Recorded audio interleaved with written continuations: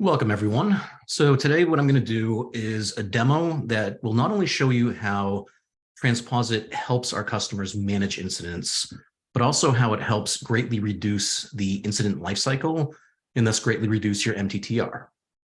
In order to do that, I'm going to actually step through an incident from beginning to end. So let's get started with creating an incident. In Transposit, there's three different mechanisms for doing that. So the first is a completely automated way.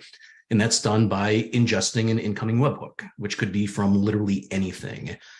Now, the important aspect here is Transposit not only can ingest that webhook, but we have a visual design solution within the tool itself that allows you to parse through any of the data within that payload.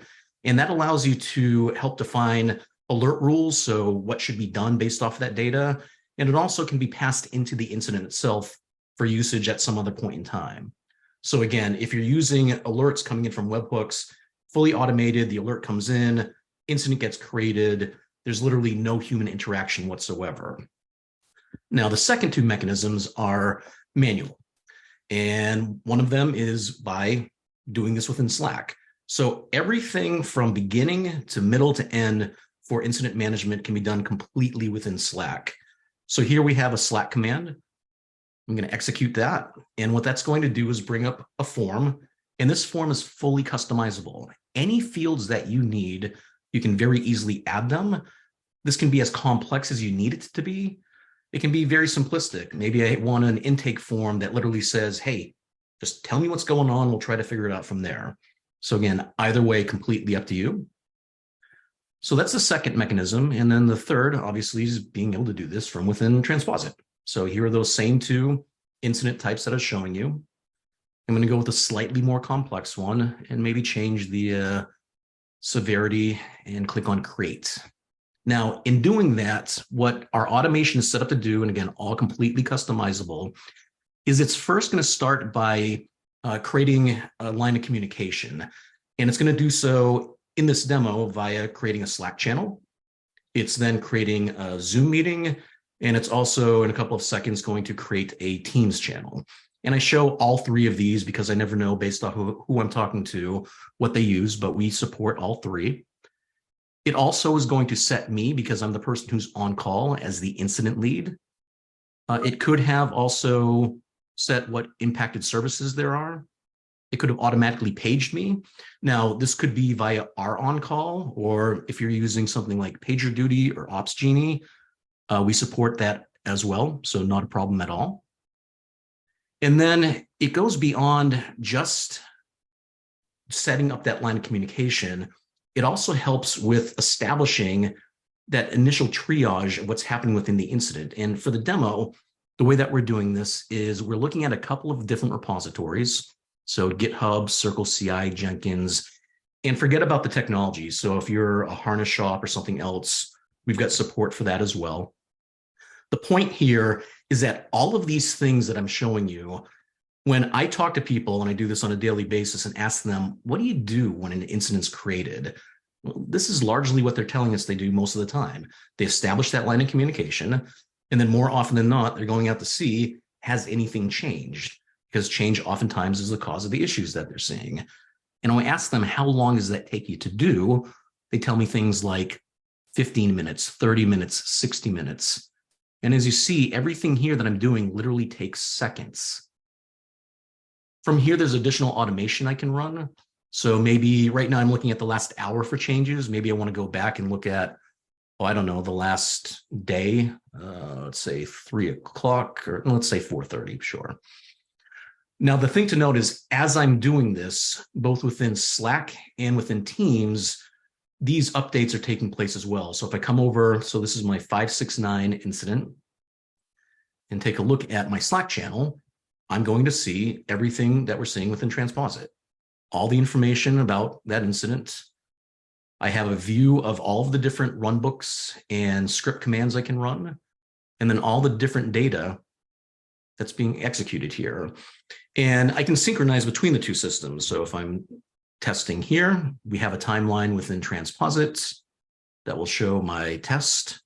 And if I test back, that'll automatically synchronize back into Slack. So again, if people wanted to work purely within the Slack interface, they can do so. Now with Microsoft Teams, it's slightly different. It's more unidirectional at this point in time. So we push everything to Teams. So you can't run everything from Teams, but you have all this information, and then you would be able to come back into the Transposit interface in order to execute things. So let's go a little bit further here. Let's do some further investigation. And again, I've got a command here in order to do that. So let's see if I can copy and paste this. Now, please note that these commands are going to be replaced very shortly with buttons. So instead of having to type all of this stuff, you'll just be clicking buttons in order to do all the functionality. But for now, let me execute this. And what this is going to do is it is creating a Jira issue. And again, this is all real. This is all real time. So this is our West Coast server. So 9:16, you can see what time it is here. So 12:16. It also is going to go out and get the service status of AWS, see what's going on. So currently no issues, that's good, as well as pull some information from CloudWatch. And again, forget about the technologies. You may or may not be a Jira shop, AWS, CloudWatch. Maybe you use Azure or GCP. Again, it doesn't matter to us. We have connectors to all of these different systems, and we plug and play your data in. The point here is that, again, this is what people tell me they do to further investigate. And again, when asked, how long does this take you? 30 minutes, 60 minutes. We're doing this pretty much real time. Within seconds, they have all the data they need to further drive that incident. And in addition to that, it's also messaging real time different channels. So if you need to keep people updated, if you have an executive channel or something else that you need to be posting messages to, instead of someone doing it manually, the automation can take care of all of that for you. Now from here, I've got additional automations that I can run that would do remediative type things. So scaling or rolling back changes. And then at the end of the day, once the incident has been resolved, we want to close it. And I'm going to run this here simply due to the fact that I am going to archive my Slack channel. And I'm going to create that post-incident review. Some people call them postmortems, whatever terminology. You're seeing Confluence and Google Docs in the drop-down here, but we can do SharePoint, we can do Notion. Again, forget about the technologies. It's the point that when I execute this, how long does that post-incident review take you? We've had people tell us it takes days in order to pull all of this information together from everything that was done from the timeline of that Slack channel in order to generate that document. And here, again, literally within seconds, we're generating this. Please note that what you're seeing here is completely customizable as far as the format of this document. So if you've got a PIR form that you want to have, we can take that in, just plug our data in where it makes sense. So here I can see things like, what defines that particular incident, who the responders were, timeline information, again, whatever's required to generate that for you. So again, if you think about that incident lifecycle and, that initial, 30 minutes and another 30 and 2 to 4 hours, I'm showing this here. It takes minutes to do all of that stuff. So your incident lifecycle, again, greatly reduced, which means your mean time to resolution is greatly decreased based off of that.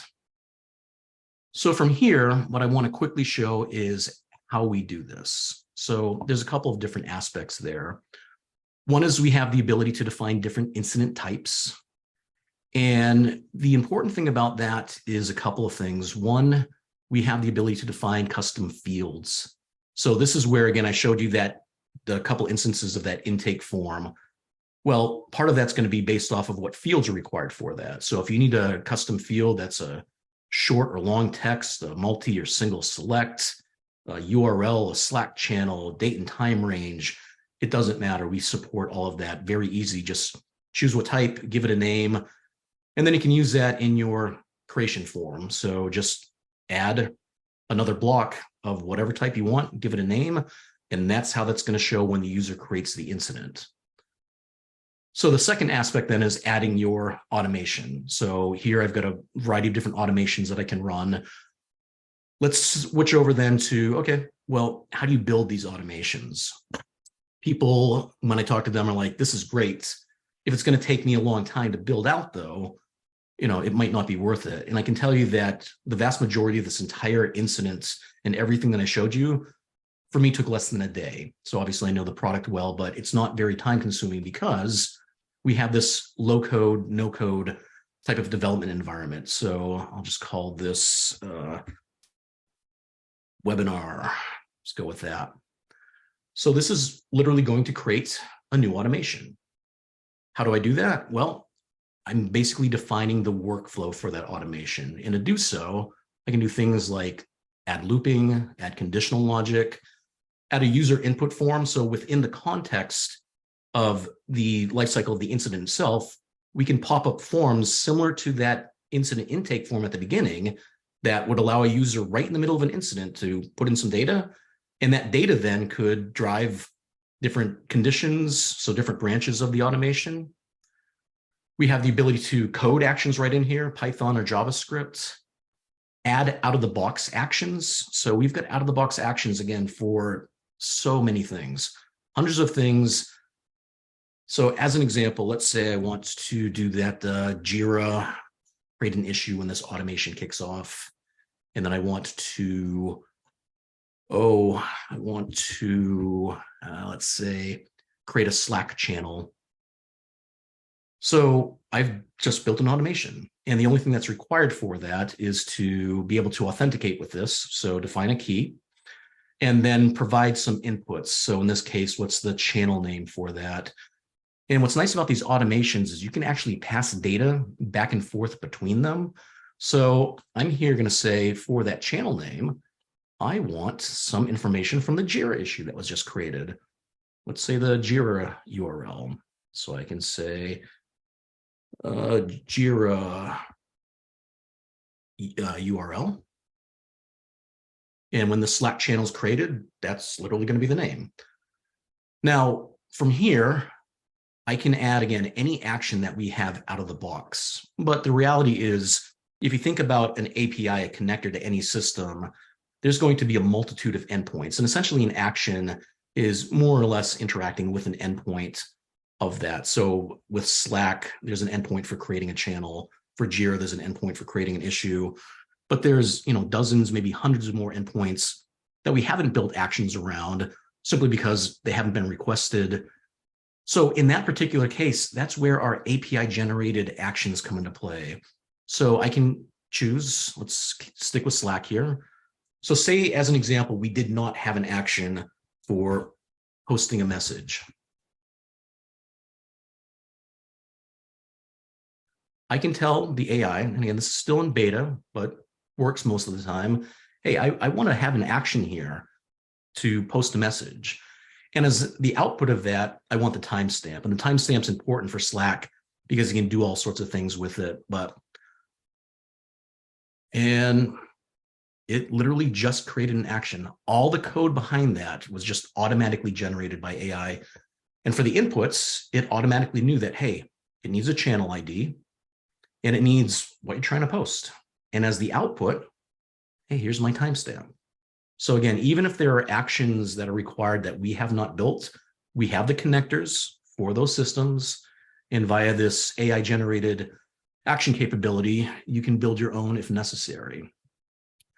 So with that, that's largely what I was going to cover today. Again, the thing I will just briefly mention, although I'm not going to go into detail with this, is the fact that we do have this on-call capability here. So this is something that, as you can see, is in beta, but it will allow organizations to set up their schedules and escalation policies if they wish, if they are not using another solution. So we'll have incident management and on-call all baked into one solution.